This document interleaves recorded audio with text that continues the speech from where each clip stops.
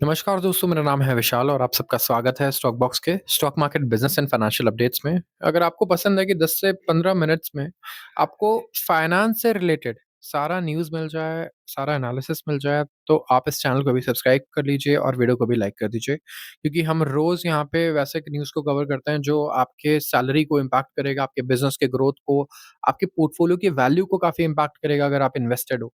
तो हम लोग सिर्फ़ इसी पे फ़ोकस करते हैं। तो यहाँ पे शुरुआत करूँगा मैं सबसे पहले आर्टिकल से। आपको पता चल गया होगा 8.2% का जीडीपी ग्रोथ रेट का डेटा है, हमने कल ही कवर किया है। लेकिन इससे आगे अब क्या? तो इससे आगे ये है कि जो फर्स्ट हाफ था हमारा जीडीपी ग्रोथ रेट का, ये तो 8% आया है। तो क्या हुआ, सबकी एक्सपेक्टेशंस यहाँ पे हमने बीट कर दी। अब एक्सपेक्टेशंस बीट कर दी तो नई एक्सपेक्टेशंस को वापस से आपको सेट करना होगा, पुरानों को रिवाइज़ करना होगा और यही हमें देखने को मिल रहा है। अब 25-26 जो फुल ईयर हमारा एफवाई 26 का ग्रोथ फोरकास्ट है वो 7.5% पे कर दिया है सारे इकोनॉमिस्ट ने मिलकर के। अगर आप देखेंगे group chief economic adviser at State Bank of India, इन्होंने भी अज्यूम किया है 7.5 से 7.7% growth in Q3 October December and 7% in Q4 January to March. तो 7.6% का ग्रोथ ये खुद पैक कर रहे हैं। एंड यहाँ पे हाई फ्रीक्वेंसी इंडिकेटर्स को इन्होंने कोट किया कि जो हाई फ्रीक्वेंसी इंडिकेटर्स है ना हमारे, ये रीज़न है जिसकी वजह से हम अपने ग्रोथ फोरकास्ट को अब रिवाइज़ कर रहे हैं ओवरऑल बेसिस पे। एंड अगर आप देखेंगे डिपॉज़िट्स ये भी काफ़ी बड़े हैं। अब मेरे ख्याल से कितनी 9.7% की ग्रोथ आई है डिपॉज़िट्स में और 11.7% थी। एंड वन वे जो कैजुअल रिलेशनशिप है जीडीपी और एएससीबी का, क्रेडिट का, वो है with increase in credit leading to higher GDP. तो यहाँ पे क्रेडिट बढ़ रहा है एंड बैंक्स के लिए तो वैसे भी इतना बढ़िया पॉजिटिव साइकिल क्रिएट हुआ है क्योंकि आप देखो इंटरेस्ट रेट्स कम हुए हैं, सीआरआर को रिड्यूस कर दिया। तो काफ़ी बढ़िया पॉजिटिव साइकिल बैंक्स के लिए क्रिएट हुआ है और मार्केट में भी आपको बैंक इसलिए लगातार ऊपर जाते हुए नज़र आ रहे हैं। और हालाँकि ख़ैर आपको देखने को मिलेगा कि जो बैंक में एफडीज़ हैं और सेविंग्स हैं, अकाउंट में पैसे हैं, वो पहले से कहीं न कहीं थोड़े कम हैं। अगले आर्टिकल की बात करूँगा, ये है आपके ऑटोमोबाइल स्टॉक्स के बारे में। अगर ऑटोमोबाइल स्टॉक्स हैं आपके पास, तो यहाँ पे आप देख लो कि ईवी में स्पेसिफिकली बहुत तहलका मचा हुआ है। कभी कोई आगे, कभी कोई पीछे, कभी कोई आगे, कभी कोई पीछे। तो रिकॉर्ड फेस्टिवल सीज़न सेल्स हुए अक्टूबर में और इलेक्ट्रिक टू व्हीलर रजिस्ट्रेशन अगर आप देखोगे तो लेकिन ये स्किड हुआ है 21%। इसमें उल्टा गिरावट आ गई। अब एक नया फ़ेज़ शुरू हुआ है कॉम्पिटिशन का, जहाँ पे ग्लोबल ब्रांड्स इंडिया में आ रहे हैं, मार्केट में आ रहे हैं और उन्हें डोमेस्टिक प्लेयर से बहुत ही बड़ा कॉम्पिटिशन यहाँ पे देखने को मिलेगा। तो नवंबर में रजिस्ट्रेशंस देखोगे तो ये भी लोअर थे, जो सेम मंथ लास्ट ईयर आपको देखने को मिला था, उससे कम थे। और एक टाइम पे मार्केट लीडर होता था कौन? ओला इलेक्ट्रिक, वहाँ पे भी 10,000 से कम रजिस्ट्रेशंस देखने को मिल रहे हैं। अभी आ चुका है 8,258 यूनिट्स, ऑलमोस्ट हाफ जो इसने पोस्ट किया था अक्टूबर में, उससे हाफ पर आ गया है ओला का सेल भी। एंड यहाँ पे मार्केट शेयर भी अगर आप देखोगे तो ये डबल डिजिट से कम होकर के अब 7.4% पे है। तो ओला स्कूटर एक टाइम पे फर्स्ट मूवर था अपनी इंडस्ट्री में। अब ये देखो कि बड़े-बड़े लीडर्स कहाँ पे आ जाते हैं, ठीक है? हीरो मोटोकॉर्प अब ओला को आगे यहाँ पे पीछे छोड़ चुका है और आगे निकल चुका है। अब 5th प्लेस पे आ चुका है ओला एंड मार्केट शेयर रैंकिंग्स में। एंड हीरो जो काफ़ी पीछे था ओला से, मैं बता दूँ एक टाइम पे, अब is only behind TVS, Bajaj and Ather energy, जो करीब 30% का मार्केट शेयर होल्ड करते हैं। तो हीरो का जो कॉशियस अप्रोच था ना इलेक्ट्रिक व्हीकल स्ट्रैटेजी में, वो बिल्ड कर रहा है अपना बेड़ा ब्रांड एंड ये एथर को भी बैक कर रहा है। तो दोनों जगह से इसे काफ़ी बढ़िया रिजल्ट्स देखने को मिल रहे हैं। तो टुगेदर अगर आप देखेंगे एथर और हीरो के रजिस्ट्रेशंस रहे हैं 31,814, जो करीब 29% कमांड करता है हमारे मार्केट शेयर का इलेक्ट्रिक व्हीकल के। बजाज की सेल्स हुई है 25,086 एंड टीवीएस है 29,756 पे। टीवीएस लीडर बन चुका है इस सेगमेंट में, आप सोचो, जहाँ पे लीडर कौन था पहले? ओला। तो Honda motorcycle and scooter India and जो फर्स्ट जापानीज़ ब्रांड था इस ईवी स्पेस का, उनका भी पैची लॉन्च रहा है डिस्पाइट एक्सपेक्टेशंस कि ये डिसरप्ट करेगा अपने एक्टिवा से कर सकता था, बट ऐसा देखने को नहीं मिल रहा है। Honda Activa one of the best, मैं कहूँगा इन्होंने सीख रखी है अपनी पिछले 20 सालों में। सबको पता होगा होंडा एक्टिवा ने कितने सेल्स किए होंगे, कितना डोमिनेट किया था पेट्रोल सेगमेंट में। लेकिन ईवी में आपको ऐसा कुछ भी देखने को नहीं मिल रहा है। तो ये नोकिया वाली स्टोरी हो जाती है कि नोकिया भी बेस्ट फ़ोन्स बनाता था, बट उसके बाद जब चेंज आया, एंड्रॉयड आया, तो उसके बाद वो वहाँ पे पीछे रह गया। वैसे कहीं न कहीं होंडा एक्टिवा में देखने को मिल रहा है कि अब सबसे ज़्यादा गाड़ियाँ ईवी में कौन बेच रहा है? TVS and Bajaj and hero. तो ये कहानी है हमारे ईवी मार्केट की और यहाँ पे आप देख सकते हैं सबसे बड़ा मार्केट शेयर, सबसे बड़ी कंपनी टीवीएस, फिर बजाज, फिर एथर एंड हीरो। और एथर को कौन बैक कर रहा है? Hero Motors. तो यहाँ पे आप कह सकते हैं कि हीरो मोटर ने काफ़ी स्मार्टली प्ले किया है। बात करूँगा अगले आर्टिकल की और ये है चाइना के बारे में। चाइना में जो फैक्ट्री एक्टिविटी है ये स्लंप होकर लॉन्गेस्ट स्ट्रेच पर आ चुकी है अपने। जो फैक्ट्री एक्टिविटी है पहले से इम्प्रूव हुई है लेकिन लगातार श्रिंक कर रही है मतलब गिर रही है वहाँ पे फैक्ट्री एक्टिविटी मतलब मैन्युफैक्चरिंग एक्टिविटी घट रही है। फॉर एन 8th मंथ ऐसा देखने को मिला है जो लॉन्गेस्ट है एंड इकोनॉमिक स्लोडाउन और ज़्यादा डीप होते जा रहा है चाइना में। ऑफिशियल वहाँ का जो परचेजिंग मैनेजर इंडेक्स है वो भी 49.2 है, जो 50 से काफ़ी कम है एंड ये सेपरेट करता है ग्रोथ और कंट्रैक्शन को फॉर एन 8th मंथ।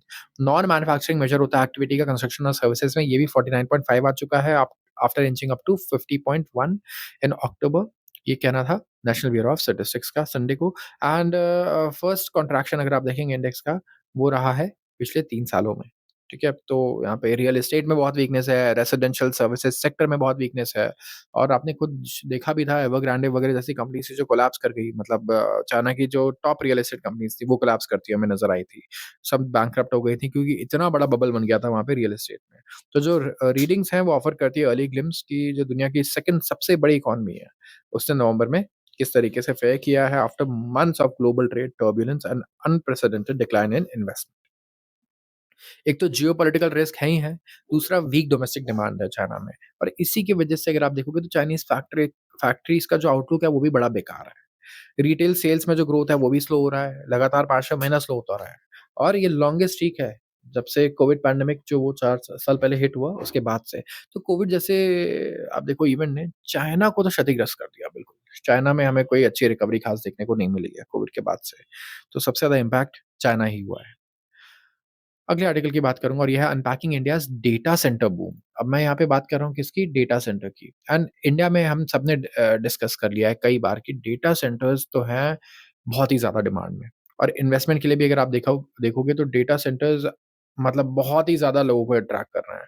तो जो डिमांड है हमारे डिजिटल इंफ्रास्ट्रक्चर की फ्यूल्ड बाय एआई के आने की वजह से और डेटा प्रोटेक्शन लॉज़ की वजह से नया वेव आ चुका है इन्वेस्टमेंट्स का इंडिया के डेटा सेंटर इंडस्ट्री में। ग्लोबल जो हाइपर स्केलर्स हैं और इंडियन कॉन्ग्लोमरेट जैसे टाटा, रिलायंस, अडानी सब लोग सोच रहे हैं कि हमें इसमें इन्वेस्ट करना है और इसमें घुसना ही घुसना है। अब यहाँ पे बात हो रही है इन्वेस्टमेंट की, वो है मोर देन $50 बिलियन डॉलर्स तो टोटल कैपेसिटी होगा कितना? इट्स अबाउट 9 गीगावॉट्स ठीक है? एंड इसे एक बहुत अंडर वैल्यूड मार्केट की तरह देखा गया है और इंडिया अब इमर्ज कर रहा है as one of the world's most attractive data centre destination क्योंकि यहाँ पे पावर चीप है और रैपिड कैपेसिटी बिल्ड आउट है और अनमैच्ड इंजीनियरिंग टैलेंट है हमारे पास इंजीनियरिंग टैलेंट की कमी नहीं है। पावर हमारे यहाँ सस्ता है और कैपेसिटी बिल्डिंग अब ईज़ी है, इतना टफ नहीं है। तो जो डेटा लॉ है और एक्सपेक्टेड एआई एडॉप्शन है, इसकी वजह से डेटा सेंटर ग्रोथ इंडिया में बहुत बड़े स्तर पर होने वाला है। अगर आप देखोगे तो इंडिया का डेटा सेंटर एक्सपेक्टेड है कि 17% के सीएजीआर से ग्रो करेगा हर साल। 2025 में 1.2 गीगावॉट से 2032 में 9 गीगावॉट होगा। बट नॉर्थ अमेरिका यहाँ पे सबसे बड़ा लीडर है। 2025 में ही 38 गीगावॉट है इनके पास और 84 गीगावॉट्स होगा 2030 तक, तो हम तो बहुत ही ज़्यादा उनसे पीछे हैं अभी। बट आप देखो कि कितना हमें कैच अप करने को है और यही तो इन्वेस्टमेंट की अपॉर्च्युनिटीज़ होती है हमारे लिए। केपेक्स इन्वेस्टमेंट इंडिया में अगर आप देखोगे तो 35 से 50 बिलियन डॉलर्स है ओवर नेक्स्ट 7 इयर्स और डाउनस्ट्रीम अपॉर्चुनिटीज है रियल एस्टेट में, इलेक्ट्रिकल पावर सिस्टम्स में और नेटवर्क इंफ्रास्ट्रक्चर में। तो ये जो 3 चीज़ें हैं, 3 अलग-अलग सेक्टर्स हैं, इनमें काफ़ी डाउनस्ट्रीम अपॉर्चुनिटीज रहने वाली हैं और $8 बिलियन डॉलर तक का तो लीजिंग का रेवेन्यू आ सकता है 2030 तक। तो की प्लेयर्स कौन-कौन है आप ये देखो। अडानी, एयरटेल और गूगल इन्होंने इन्वेस्टमेंट साइज़ रखा है $15 बिलियन डॉलर का कहाँ पे? विशाखापट्टनम में। अमेज़न वेब सर्विसेज़ ने 8.3 बिलियन डॉलर्स का मुंबई में। माइक्रोसॉफ्ट एज़्योर ने लोकेशन नहीं बताई है लेकिन एज़्योर ने लोकेशन के बिना भी $3 बिलियन डॉलर्स की कमिटमेंट दी है। मेटा ने इन्वेस्टमेंट नहीं बताया बट लोकेशन बताई है विशाखापट्टनम। रिलायंस इंडस्ट्री ने जामनगर गुजरात बताया है। डिजिटल कनेक्शन ने $11 बिलियन डॉलर का इन्वेस्टमेंट साइज़ बताया है आंध्र प्रदेश में। अडानी इकोनॉमिक्स ने $5 बिलियन डॉलर्स का, टीसीएस टीपीजी ने 2.1 बिलियन डॉलर्स का multiple location and L&T Vyoma ने चेन्नई और मुंबई में बताया लोकेशन बट अभी इन्होंने इन्वेस्टमेंट साइज़ डिस्क्लोज़ नहीं किया है। तो पोर्टफोलियो में एक बार ज़रूर चेक करना आपकी इनमें से कोई कंपनीज़ है, नहीं है, कहीं डेटा सेंटर वेव पे आप पीछे ना रह जाओ बहुत ज़्यादा। अब बात कर रहा हूँ इंटरेस्टिंग डेटा की। अब ये देखना आप एफपीआई का डेटा ट्रैक करते हो, एफपीआई कौन सी कंपनी में पैसा लगा रहा है, कहाँ लगा रहा है। तो आप ये देखो, ठीक है, कि सबसे पहले तो मैं बता देता हूँ कि एफपीआई यहाँ पे इंडिया में सबसे ज़्यादा प्राइमरी मार्केट में पैसा लगा रहा है, ठीक है? सबसे ज़्यादा इन्वेस्टमेंट कर रहा है प्राइमरी मार्केट में, दैट इज़ आईपीओ और सेकेंडरी मार्केट से उल्टा बेच रहा है। तो यहाँ पे एक ये इंटरेस्टिंग डेटा है। दूसरा, जितने भी कंपनीज़ आईपीओ ला रही हैं, आपने आईपीओ में पैसा लगाया भी होगा कई लोगों ने। आप ये देखो कि सिर्फ़ 25% जो पैसा है आईपीओ में उठाया हुआ, वो जाता है ग्रोथ के लिए, मतलब कैपिटल एक्सपेंडिचर करने के लिए। 75% या उससे ज़्यादा फंड कहाँ चला जाता है, या तो पुराने डेट को रीपे करने में, सब्सिडियरी में इन्वेस्ट करने में, वर्किंग कैपिटल के बोरोइंग को कम करने के लिए। तो ये रिसर्च पेपर आया है written by Bank of Baroda. उनके चीफ इकोनॉमिस्ट ने लिखा है, और ये स्टडी है जिसने एनालाइज़ किया 189 आईपीओज़ को 1.82 लाख करोड़ के। पहले फर्स्ट 7 मंथ जो रहे हैं एफवाई 26 के, उसमें देखने को मिला कि कंपनी ने प्लान किया था to raise 1.2 lakh crore fresh equity से, और 62 करोड़ इन्होंने किया offer for sale existing share holder के लिए, जहाँ पे प्रमोटर की जेब में जाता है या शेयर होल्डर्स की जेब में जाता है, वो बेच करके पैसा वापस लेना चाहते हैं।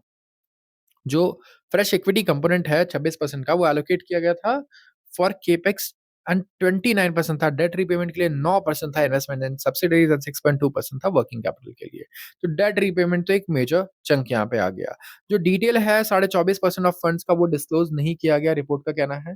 जो 189 आईपीओ थे उसमें इंक्लूड करते हैं हम कंपनीज जिन्होंने टैप किया इक्विटी मार्केट इसी फिस्कल ईयर, या फिर इन्होंने फाइल किया था ड्राफ्ट रेड हेरिंग प्रोस्पेक्टस इस साल।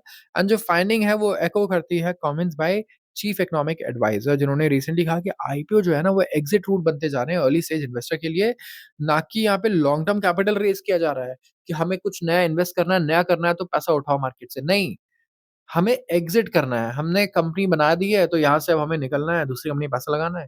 तो वहाँ पे एग्ज़िट के लिए लोग क्या कर रहे हैं, आईपीओ का इस्तेमाल कर रहे हैं।